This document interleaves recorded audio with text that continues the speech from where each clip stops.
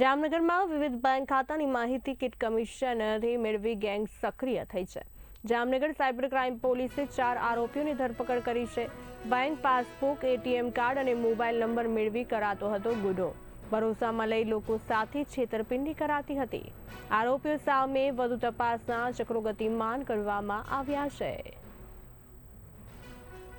Jamnagar cyber crime police સ્ટેશનમાં દાખલ થયેલા ગુનાની વિગત મુજબ જામનગર સાયબર ક્રાઇમના PSI RD Tank, head constable Kuldeepsinh Jadeja, police constable Karubhai Vasra, Chiragbhai Vasiya એમને એક બાતમી મળેલી હતી કે જામનગરમાં અમુક અસામાજિક તત્વો ટોળકી બનાવીને જે બેંકના એકાઉન્ટ્સ હોય છે તેને લગતી કીટ અને સામગ્રી, જેને એકાઉન્ટ, ચેકબુક, પાસબુક તેમજ એટીએમ કાર્ડ, ડેબિટ કાર્ડ વગેરેની આપલે કરી અને જે ખાતા હોય છે બેંક એકાઉન્ટના ડિટેલ્સ એને કમિશનથી અલગ અલગ માણસો માટે જે સાયબર ફ્રોડના અથવા તો કોઈ ઓનલાઈન ફ્રોડને લગતા જેટલા કેસોમાં નાણાં આવતા હોય એની ઉચાપત કરવા માટે વપરાવવામાં આવતા હોય અને તેની પૈસાની તેમજ ખાતાઓની આપલે કરવાના હોય એવી બાતમી મળેલી હતી।